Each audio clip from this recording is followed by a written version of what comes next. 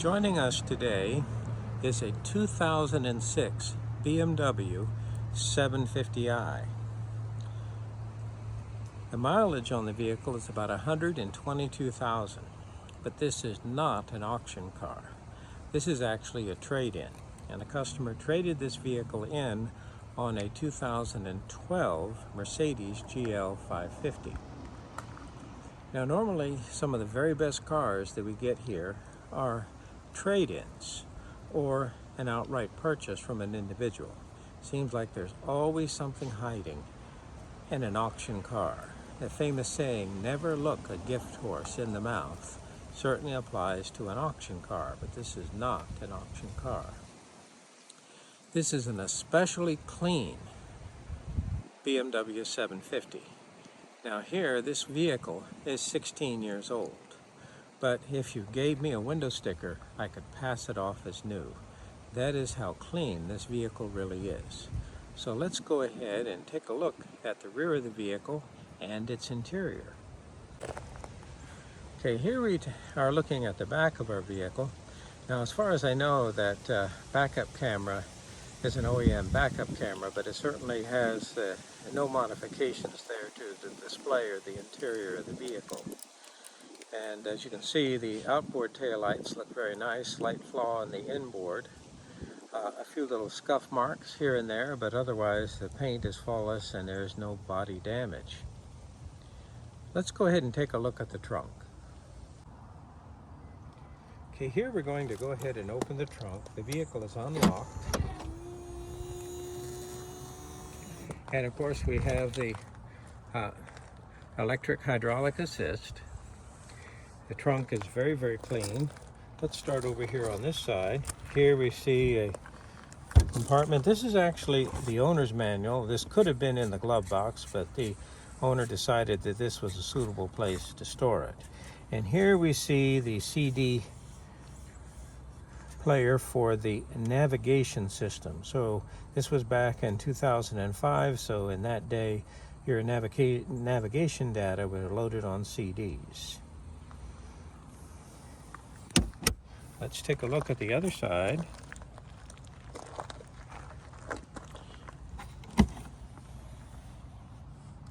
Here we see the fuse legend right here. It tells me what those fuses are for. And as I look, I actually see the actual vehicle jack is down here in this area. And here we see our fuse panel.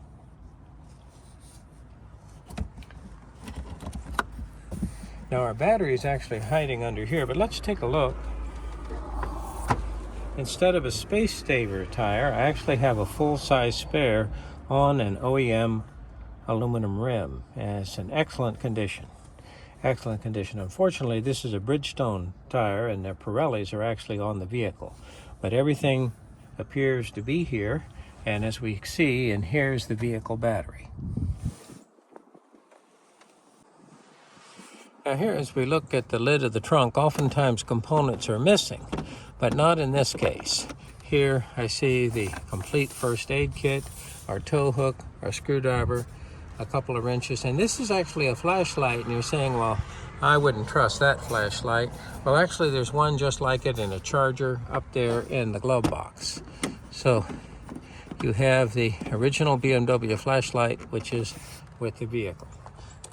The trunk is very clean. The carpet does not have any stains. Very nice condition.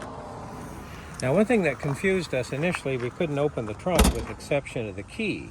Well, that's because the trunk lock was engaged there in the center console. So obviously, if I put that in the lock position, I'm not going to be able to open the trunk with exception of the key. So if you had something that you wanted to secure, that's how you would do it. Okay, as we take a look at this wheel, it is virtually absent of any type of curb rash, and that's a fairly new Pirelli tire. It's the Cinturato P7. That's not a real familiar style, but certainly the tires are very well balanced. It rides very, very smoothly. And let's go ahead and take a look at all four wheels. We had just looked at the right rear. This is the right front, and again, no curb rash. So the wheel is in immaculate condition. And here we see the left rear tire. Again, no curb rash, brand new tire. And keep in mind, I do have a full-size spare with a matching aluminum wheel, and that one is also in flawless condition. Overall, the paint on the vehicle looks just almost flawless. A few little spots and scuffs, but pretty well flawless. Now let's take a quick look at the interior. Now as we take a look at the interior of the vehicle, the steering wheel is in absolutely perfect condition. There's no problem with the dash pad. All of the instruments seem to work properly. All of the controls for the climate control seem to work absolutely flawlessly. Here for our information display, the menu and the selection knob all work just fine. The cup holders are in excellent condition, and all of my drawers are very clean and work flawlessly. So obviously this car was very, very well taken care of. Now it does have rubber mats, and the rubber mats have protected the carpets underneath. So the carpet and the floor is pretty much flawless. The headliner is in excellent condition. Everything does seem to work without any problems. Air condition blows good and cold. All of the controls in the back are not damaged. The only possible problem is I'm missing one of the cigarette lighters, but that's certainly a very minor thing. And let's go ahead and see what this cup holder looks like here in back. Here we go, and that's absolutely spotless. Doesn't look like it's ever been used. So it's retained without any problem. The upholstery on the seats is in excellent condition. And normally what happens, I have two keys. That's always a problem, but there are two keys, not one key, two keys with the vehicle. And there, as I go ahead and turn on the ignition, it's going back to its last program seat position, but I notice all the seat adjustments work. And normally what happens is this knee bolster right here is one of the first things to strip out, but that works flawlessly. And so I have the heated and the air conditioned or cooled seat. It's a memory seat. All the instruments seem to work just fine. Instead of having paddles, I have shift buttons, so I have to shift up and my shift down button. They work just fine. This transmission is the ZF 6 HP. This is a good strong unit, and it shifts very, very nice. Now what I'd like to do, the engine runs flawlessly, perfectly idles, very smooth, very powerful, no misfire under load, no check engine light, so works very nicely. Let's go ahead and take a look out under the hood. Okay, here we're looking at the engine compartment, and it looks like the owner took dramatic steps to maintain the condition of the vehicle. This vehicle has not been detailed by our shop. This is exactly the way we received it. Now obviously the owner knows he's trying to negotiate the highest price he can possibly get, and he got a good price from us, but this was a trade-in on another vehicle, so we probably paid a little more than retail for it. But remember, we're always generous when we're taking a car in on trade, because obviously we have a considerable markup on the new car or the new or used car that we're selling. So yes, we can be generous with a trade-in. But let's talk a little bit about this. This is the N62, normally aspirated, port fuel injected V8 engine. And this does have the Valvetronic, and it of course also has the Vanos. So I have my variable valve timing. I can change the relationship between the cam sprocket and the cam shaft, and with my servo motor I can change the opening of the intake valve to throttle the engine. I do have a conventional throttle valve, but they work in concert with the Valvetronic, to control the lift of the intake valve and throttle the engine. And this reduces pumping losses. I'm not creating a strong vacuum in the intake manifold, therefore I do have a mechanical vacuum pump. And this mechanical vacuum pump is driven by the exhaust camshaft over on the right side, and it's providing vacuum to the vacuum brake booster and any other accessories that are going to need it. All right, let's just explore the engine compartment for a moment. This, of course, hides the cabin air filter. Extremely easy to get to. I have two of them, one on each side. So these are actually the cabin air filters. As we move forward, this is my point that I would use to jump start the vehicle. The battery is in the trunk, but here is the direct connection. And if I were to jump start the vehicle, my jump box, I would connect the positive here and the negative here. And that will allow me to either charge the battery or jump start the vehicle. As we move forward, here we see our anti-lock brake system. We see the hydraulic valve assembly or hydraulic valve block. Here I see the pump motor. This is obviously the pressure sensor, and this is actually the controller and the electronics. It's all one unit. Here we see the coolant reservoir. This is the engine air cleaner, and I have one just like it over on the left side of the vehicle. As we move towards the center, this is my airflow meter, and I'm coming up to my throttle body. Now, of course, I'd have to remove these four 10mm fasteners to remove the beauty cover, and that would expose the intake manifold and the crankcase ventilation system.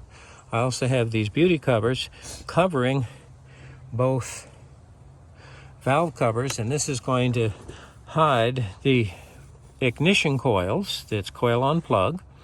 So I'm going to have the ignition coils and my spark plugs, of course, underneath these covers. It's all flawless, very, very clean. Power steering fluid is just fine. We inspected underneath the vehicle, and the doesn't seem to be any leaks whatsoever at any of the, of course, it's two-wheel drive, but at the differential, it's just as dry as can be, and dry as can be around our ZF 6HP automatic transmission. Now, one problem that plagues these high mileage BMW vehicles, the N62, is problems with oil leaks. And let's talk about that right now. Okay, with any high-performance European vehicle, whether it be an Audi, BMW, or Mercedes, you want to use a synthetic multi-viscosity oil. And here we've changed the oil, and we've used the Liquid Moly 5W40. And one of the features of Liquid Moly is they add molybdenum to the oil, and it actually deposits the metal surface of the engine with the molybdenum, and it acts kind of an additional lubricating medium. So it helps protect the vehicle. This is a synthetic oil. It's designed for both normally aspirated and turbocharged applications. This vehicle holds about 8.5 liters of this oil. So we're buying two 5-liter containers and using obviously 5 and 3, and then we'll have, of course, 2 left over. Now, as we were talking about, is that BMWs, especially the N62, is known for oil leaks. And what happens at the, specifically the oil cooler manifold down there on the front left side of the engine, that O-ring has a tendency to get hard. And when it does, it starts to leak. And so what we need is we need some type of additive that will help soften that and swell it. Well, now Liquid Moly actually puts an additive in their oil, but if you want to hurry up the process, Liquid Moly also has this motor oil saver. Reduces oil consumption, add to engine oil. Now I had to buy this online. I believe I got this from ECS Tuning, and this is a very nice feature. What is it doing? It maintains and regenerates rubber and plastic seals in the engine oil circuit of gas and diesel engines. Oil consumption due to aged and hardened valve stem seals. The valve stem seals on both the N62 and especially the N63 engine, they're rather elaborate. They're an elastomer seal with a garter spring there at the point where the seal makes contact with the exhaust valve stem, and the exhaust valves on the N63, remember this is an N62, but N63 turbocharged are sodium filled. So that stem gets good and hot. And to control its temperature, on the N63, I'm actually blasting it with a stream of oil. So, hey, any weakness in that, and I'm going to get that infamous blue smoke out the back. Now, something else to watch out for is the crankcase ventilation diaphragms rupturing on the N62, normally aspirated, that's what this is, but they seem to be in good shape. But I do appear to have some leakage there at that oil cooler manifold that the oil cooler lines connect to. And of course, we can replace that with a new O-ring. And it's actually more than an O-ring, it's actually a molded type of ring of special elastomer rubber for resisting oil. But remember, this car is 16 years old, so it's 122,000 miles, so that's getting hard. So hopefully what's going to happen is this is going to help me. So with these hardened valve stem seals, I'm going to go ahead and add this material here. No more external leaks. Okay, what does it say there? No more blue exhaust smoke. Well, we don't really have blue exhaust smoke here. I'm trying to get an external leak. Improved emissions, external leaks are minimized or even eliminated, dampens engine noise and reduces repair costs, reduce pollution and improves the environment. Not suitable for use with wet clutches. And what does it mean, wet clutches? We're talking about a transmission here. But this is our engine, and I wouldn't want to add that to my automatic transmission. They got products for that. Okay, now it's one of these per 5 liters, so obviously I have 2 of these in this vehicle. And so hopefully this is going to slow down and eliminate our oil leak, but right now it is minor, so it's in the early stages. So what we're doing is some preventative maintenance. So with a fresh oil filter, a liquid moly oil, and the motor oil saver, this vehicle is ready to go.